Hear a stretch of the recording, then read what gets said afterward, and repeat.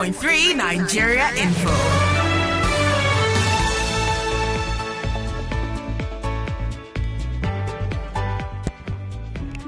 Oh, if I tell you what we were talking about, Sheriff and myself, you'll believe. Sheriff, good morning to you. Good morning, Kofi. Oh, wow. Well, Uncle Jimmy has decided to, take another rest and take care of his health.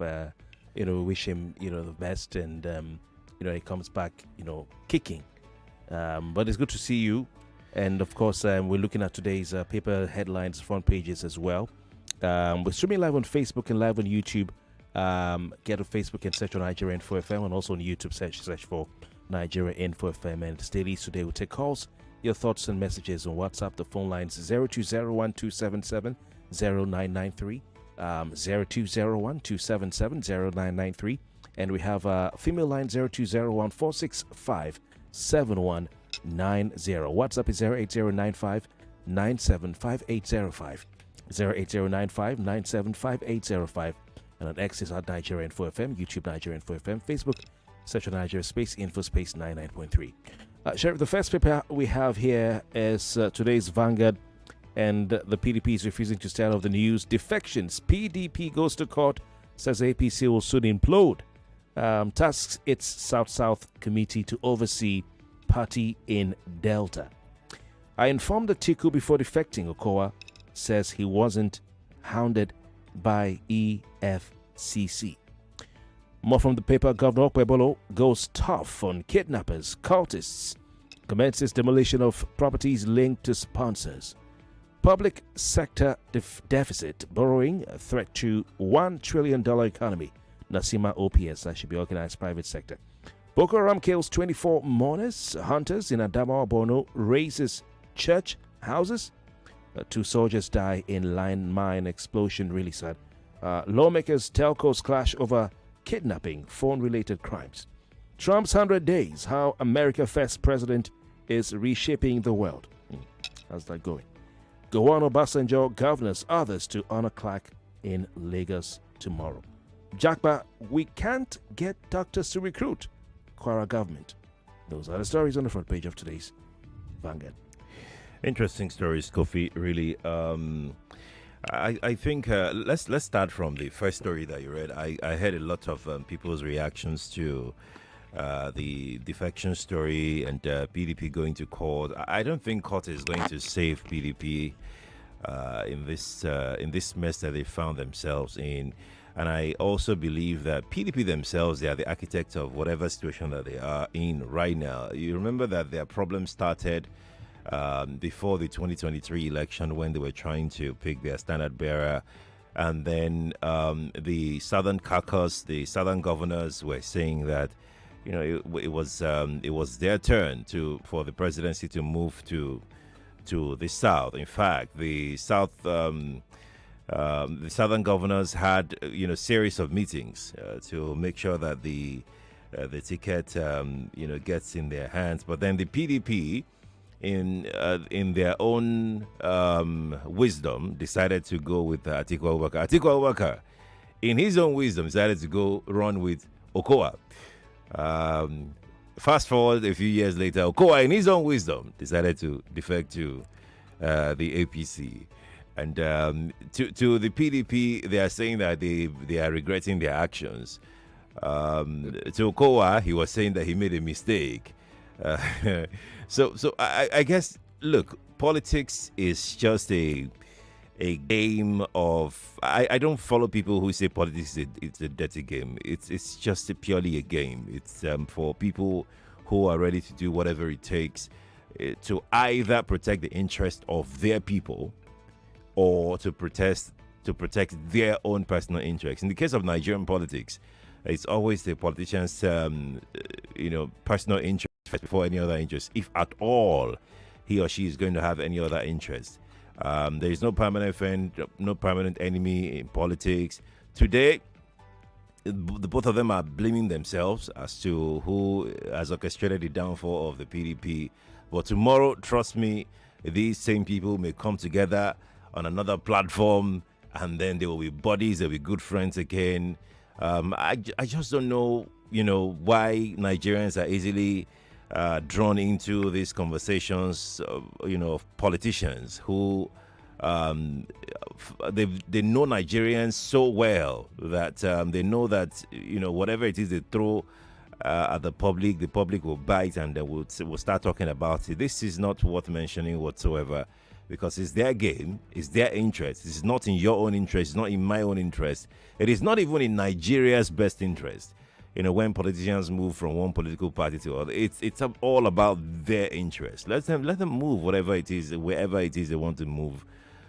It's their business. It's not anybody's business, because they are not going to stop moving. The defections are not going to stop. As a matter of fact, from Kofi, from what we have heard, Atiku himself may have to dump the PDP. Atiku himself may have to dump the PDP. I mean, for all we know, this may just be PDP going into hibernation. The song that I like to sing these days, because you just have to catch cruise with Nigeria's issue.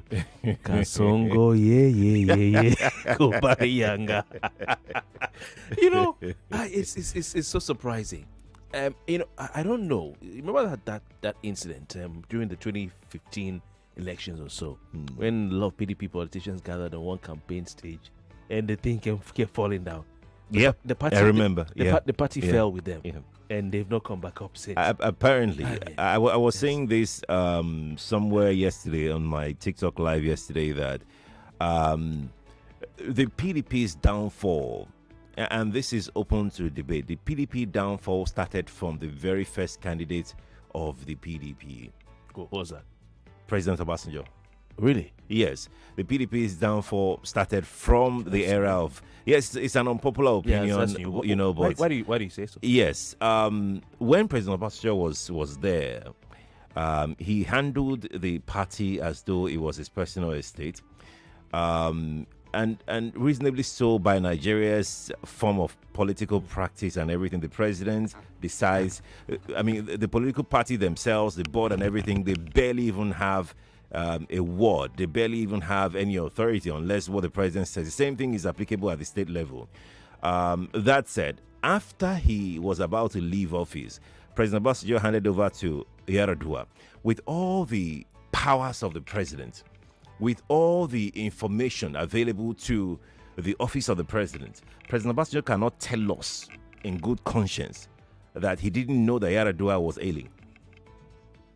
He cannot tell us with his full chest that he didn't know that Yar'Adua was ill at the time. He played the card so well that he even put a call through to President Yar'Adua. Umaru, that famous. They say, tell them you are alive or whatever. He played his game the way he played it, that he brought in Yar'Adua and he put President Jonathan, as his vice. Remember, President Jonathan was deputy governor before fate happened, and he became governor. And fate happened again, he became... what informed the choices of Yar'Adua, God rest his soul, an ailing individual at the time, and good Lord Jonathan, God bless him wherever he is, nothing personal, someone that became the president or the governor by accident. That's a very unpopular opinion. That's why I said it's going to be unpopular. Now, let me just quickly wrap up the chronological analysis of this. Now, that happened. Yar'Adua passed. May his soul rest in peace again. Jonathan, again, by fate, became the president, something he never prepared for. And he said it. And he said it himself. So you see the trajectory of things. Of course, he didn't prepare to be president. And it was very obvious in his administration. It was so bad that he didn't even know how to play, party politics in his own party. PDP became very unpopular. Guess what APC did? Of course, they formed a coalition, CPC, ACN, and everything, and they became a formidable opposition. They capitalized on the shortcomings of the PDP at the time. That was the beginning. And Obasanjo tore his membership card. Do you understand? He forgot that he orchestrated the entire thing. Ever since then, things have not been well with the PDP. And when Jonathan lost the election, the PDP was left without leadership. There was nothing. No strong man, and Wike now took. And I'm surprised that PDP are now blaming Okowa. I am really, really surprised. They suddenly they've forgotten about Wike. I have a question for you. So, because you've talked about the fact that Atiku, you talked about Okowa and all these guys, would anything have been different if, number one, Atiku had said, okay, let's zone the party's presidency, I'm not going to contest, to the south? Number one. Number two, or if after he emerged, he had picked Wike as his running mate over Okowa, would things have been different? So I think from what we gathered, I think Wike had wanted to be Atiku's running mate. In fact, even though I can't confirm what I'm saying, Wike had lobbied to be Atiku's running mate. All of a sudden, he heard Okowa's name and he was really, really pissed. And Atiku said he doesn't like drama. Things got really, really messy. I think that with Atiku at the helm of affairs of the PDP and Wike as his vice, even if they were going to contest at the time, we're not saying that they are president or vice president yet. If PDP had put forward those two as their candidates in 2023, I think that even if they're not going to win, the story, the PDP story as a formidable opposition would have been different. First of all, not this PDP that we're saying. They would have won Rivers State. That's number one. They would have won Rivers State. They would have won Rivers State. And with the kind of resources that Rivers, has, and the kind of resources that Atiku has, I'm talking about, financial resources and human capital resources as well. Wike is a go-getter. That's why President Tinubu doesn't joke with him, because that's who he is. He comes, he gives everything, even though, again, it's his own interest is after at the end of the day. But he won't give you 99%. He will give you 101% if he works with you. It's PDP's loss, really. They mismanaged their internal party affairs, and they shouldn't blame Okowa for it. They shouldn't. All right. Okay, let's look at the Guardian. Enablers of kidnapping. I think that ties into one of the stories on the front page of today's Vanguard. Lawmakers, telcos clash over kidnapping, phone-related crimes. Now, Nigerian Financial Intelligence Unit is also identifying betting fintechs. Fintechs, I think, include banks, if you others as enablers of kidnapping. It's an interesting story, because kidnapping has been a major issue in the country. I just want to read a little bit of it from today's. It says, a story by Prince Osuagu, the high-tech editor. It says, some federal lawmakers yesterday exchanged heated argument with telecom operators in the country over the roles they are supposed to play to stem the tide of incessant kidnapping and other phone-related crimes in the country. The lawmakers said the telcos were not doing enough to track kidnappers despite the number of calls they make to victims' families demanding ransom.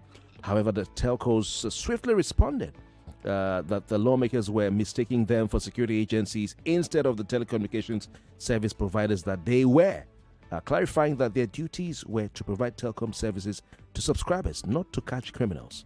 However, they clarified that where and whenever the security agencies had needed their support or services or in information that would lead to locating or arresting kidnappers and other criminals who perpetrated crimes through mobile phones, they had gladly and freely rendered result-oriented support. Sheriff.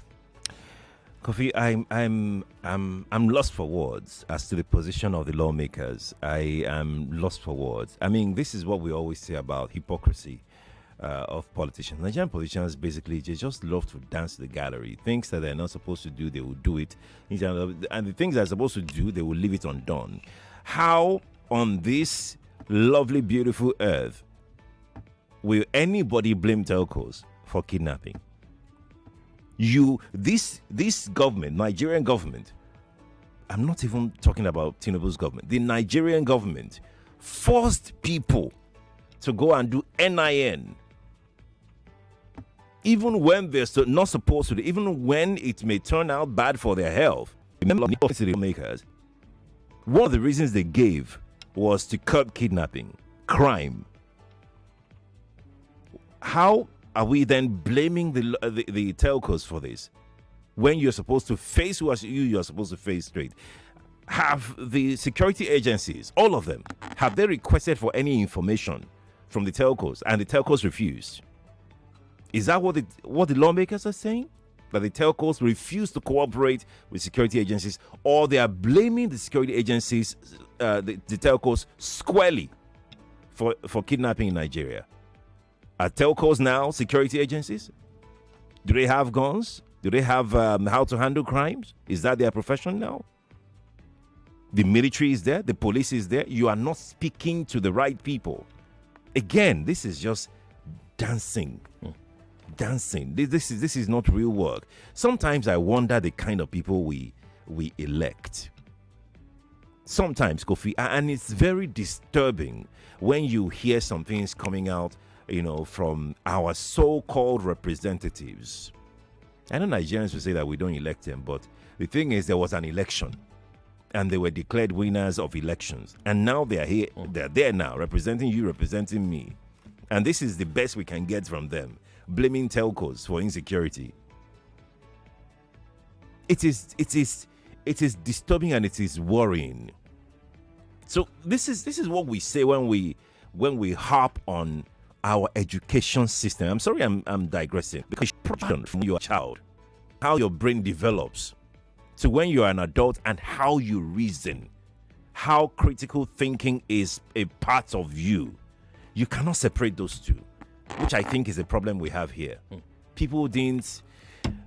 Growing up was tough for everybody, and I don't know when we're going to get out of it, because now it's even tougher, because our children these days, they don't even have balanced diet to make their brains develop and make them reason the way. I mean, go to social media, go and see how so-called adults approach issues. All they do is just abuse and curse out and do all kinds of things. Even if you're gonna, if you want to have, sorry, Kofi, if you want to have a reasonable, very intellectual conversation, debate, is zero. It's attack. They come. That's why. So you as program manager, use a Kofi post. But I don't tire for that space. It's a problem. Yeah, it's a low IQ problem. Yeah, but just to get back to something, you were in River State. We're all in River State. Mm-hmm. You know about kidnappings everywhere. That's right. And you hear someone say, the police. Even some of our staff, some of our colleagues were kidnapped. And you hear that they report the police said we should bring money for tracking. So they should also invite the police to come and money for tracking. Who collects the money? But the Guardian also has something interesting relatedly.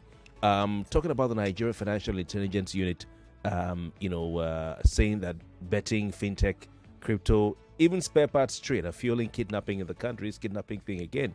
It's a big business.